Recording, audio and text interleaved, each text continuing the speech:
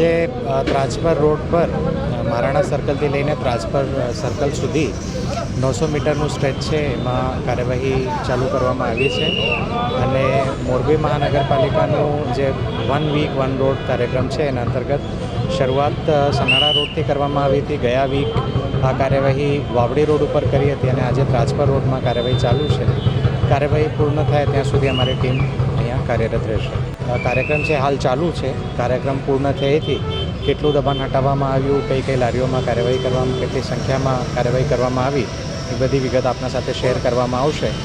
આગામી સમયમાં જે 28 કિલોમીટરના 24 રોડ્સ છે, તમામ રોડ્સને લેવા માટેનું અમારું આયોજન છે.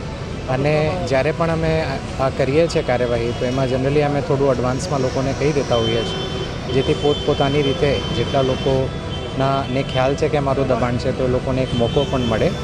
તો આગામી સમયમાં અમે સોમવારે જે રીતે અહીંયા જાણ કરીએ તે રીતે આપને જાણ કરશું કે ક્યાં ડિમોલિશન થવાનું છે.